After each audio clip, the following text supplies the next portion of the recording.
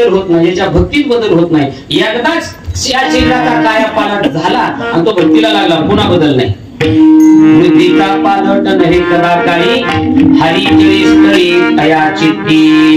किंवा अजून अशी भरपूर प्रमाणात एकविधा आम्ही न धरू पालट न सडू ही वाट सापडली. प्राण गेला किती बिकट प्रसंग येऊला, पण भक्तीतून मागून असणारा न पालटे एक बदललो काय बदलणारा परमार्थ जमत नाही. जगाचा बाप गेलता बदलायला, कोणाला? जगाचा बाप कृष्ण परमात्मा कोणाला गेलता? कर्णाला बदलायला गेलता, दुर्योधनाला नाही. दुर्योधनाला म्हणत होता कर्णाला म्हणत होता, कर्णा 5 पांडव तुझे भाऊ आणि या पार्टीत ये आणि इकडे ये तू बाबाच्या बाजूने. कर्ण म्हणलाय देवा ती माझी भाऊ असतील, पण मी वचन दिले माझ्या दुर्योधनाला. खरी मैत्री जर शिकायची असेल तर दुर्योधन कर्णाच्या चरित्रातून शिकावे. कर्ण म्हणला जगाचा बाप गेलता, जगाचा बाप इकडे ये म्हणून. इथं चपट्या पाटली उडून कोंबडीवर पक्षी बांधला. सकाळी भात खायली एकाचा, दुपारी मध्ये आली एकाला. हे वाईट आहे, जगदात सांगायचं नाही. म्हणून तिथं न पालटे असे अष्टादश संतांच्या चरित्रामध्ये कितीतरी कथा आहेत की ज्यांनी किती परत प्रसंग आला पण बदलली. गाव तुकोबाराय नव्हती, किती बिकट परत आला. दुष्काळ पडला, दुष्काळी हाटिले द्रव्यलीला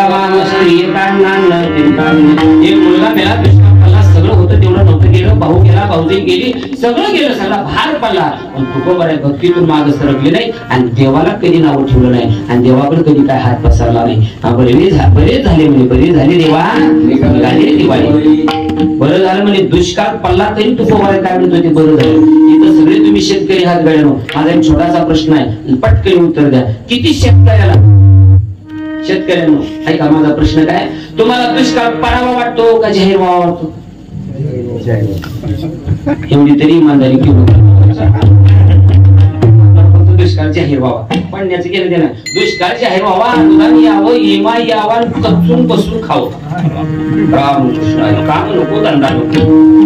शासनाच्या फुकट योजनेचा अपेक्षा करण्यापेक्षा आपल्या कष्टानं पिकवलेल्या घामाच्या मोत्याला फक्त भाव मिळावा एवढी ईश्वरचरणी प्रार्थना करा. तुमच्यासारखा जगात काय मागता? फुकट अपेक्षा करतात. ही फुकट अपेक्षा करतात शासनाची, अनुदानाची, ह्याची त्याची. म्हणून तर नवीन नवीन रोग यायले. हे गोगलगाई रोग कशामुळे आलाय? हे अनुदान मागितले म्हणून. आता लाडकी बहिणी योजना चालू झाली, पुढल्या सीझनला नवीनच रोग येणार सोयाबीनवर. हे माझ्याकडून निघून घेणार त्याच्या काय. जेवढं फुकट खाचाल तेवढं ती फुकट लुटत येते तिकडे. सत्य आहे, चुकीचं काय. म्हणून फुकट मागण्याची अपेक्षा करू नका. बदल सांगतोय न पालटे एक. रामायणामधला एक दृष्टांत सांगतो. वानर होता बोलतो एक. काय वानराची निष्ठा होती हो? गंधमादन नावाचा एक वानर होता, गंधमादन, ज्याच्या शरीराचा सुगंध येत होता. तुला सांगा सुगंध, गंध वानर असून आणि आमच्या सुद्धा शरीराचा सुगंध येतो. 2 फुटावर त्याच्या माणसाला नको वाटतं बसायला. तुम्ही का 8-8 दिवस आंघोळ्या नाही, 15 दिवस दाताला काय ब्रश नाही, एवढा सुगंध येतो आमच्या शरीराचा.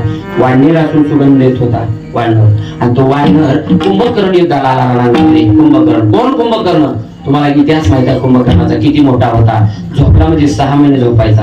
खायला पर्वता एवढी अन्नाची ढिगारी लागायची. श्वास घेतला म्हणजे प्राणी सुद्धा त्याच्या काय द्यायचे, नाकात जायचे.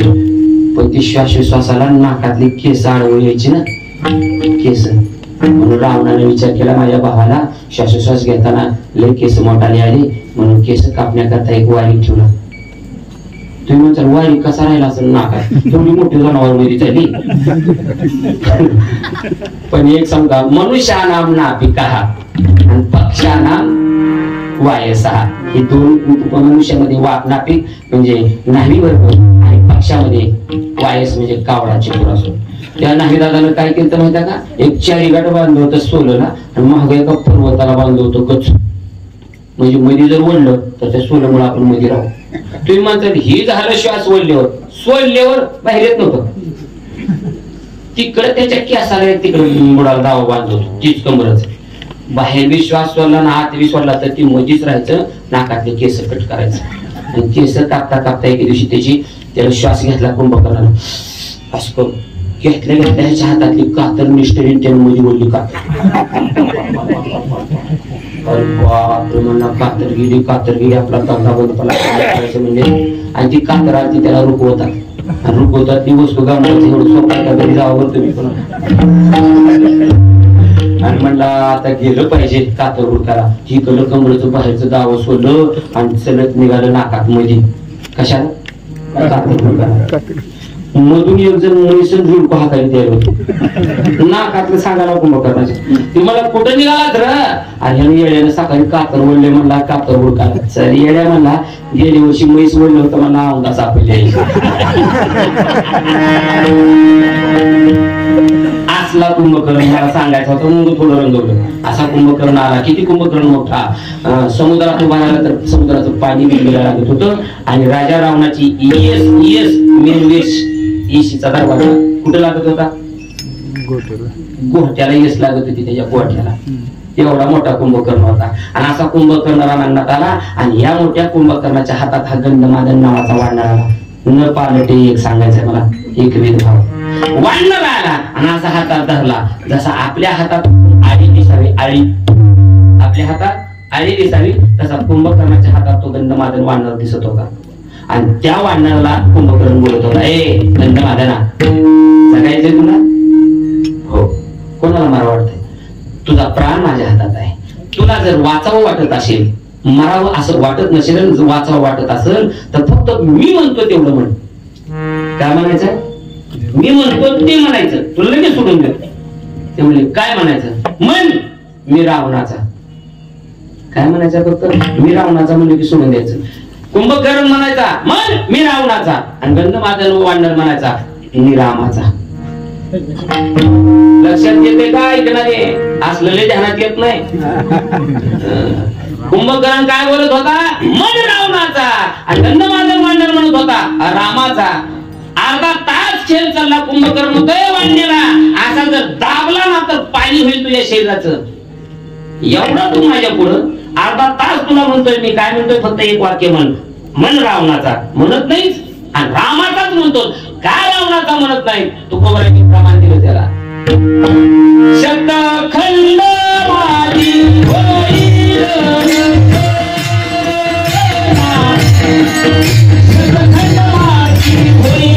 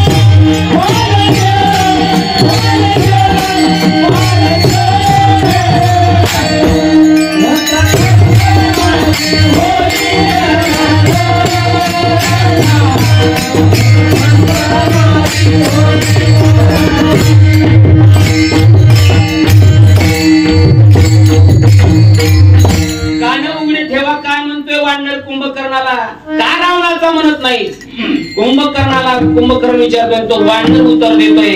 ए मला कुंभकर्णा रामाचं न म्हणता मी रामाचा न म्हणता मी रावणाचा जर म्हणेन तर या जीवेचे 100 तुकडे होऊन जातील माझ्या. शतखंड माझी रसना म्हणजे जीव होईल रसना जरी या वचना पालटे. मी जर बदललो ना म्हणजे जीवेचे किती तुकडे होतील 100 तुकडे होतील. वाननेर एकनिष्ठ होती वाननेर पाला खाणारी. आपलं काय आहे पंक्तीला आल्यावर धक्का लागावा कोणाचा तर ही तुझी पंगत पुन्हा सत्याचं तोंड बघितलं तर याद राह. गेलं आणि टेम्पो पलटी झाला गावाकडे जाऊन दिला नाही देवा.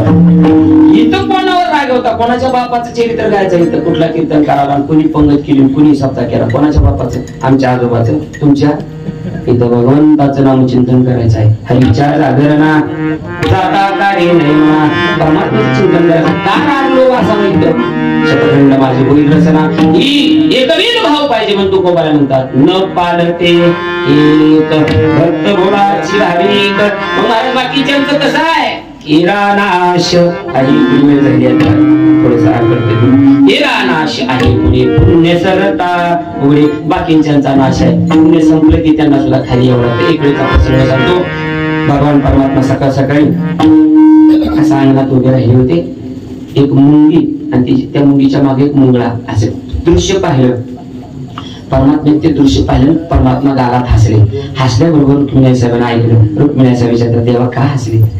रुक्मिणी जाऊ दे का उगाच बाहेरले हट्टी असतात म्हणजे देवाचे असते महाराजाचे असते सांगावंच लागते. का हसले देव म्हणजे असं दे का रुक्मिणी असं नाही का हसले सांगा. तेवढंच रुक्मिणीला देव म्हणतात. रुक्मिणी ते पुढे काय तो ती मुंगी आणि त्या मुंगीच्या मागे मुंगळा पळाला. आई साहेब म्हणल्या मुंगीच्या मागच मुंगळा धावल ना कुठं जाणार आहे. पण ऐक ना ती मुंगी कोण आहे मुंगळा कोण आहे. ती मुंगी म्हणजे स्वर्गातली उर्वशी आहे आणि मुंगळा म्हणजे स्वर्गातला देव राजा इंद्र आहे. 14 वेळेस इंद्र झाला. पुण्य संपल्यावर खाली आला मृत्यू लोकांच्या ठिकाणी. मुंगळ्याचा जन्म मिळाला तरी काम वासना गेली नाही. मुंगीच्या मागे धावतोय म्हणून मला हसू आलं. इरा नाश आहे पुढे. इंद्राचा नाश झाला की खाली असा जन्म घ्यावा लागतो. नाश ठरलेला आहे. नाशाचे 3 प्रकार आहेत. कोणकोणते स्वभाव नाश आश्रय नाश परता नाश आणि स्वभाव नाश. पहिला आश्रय नाश.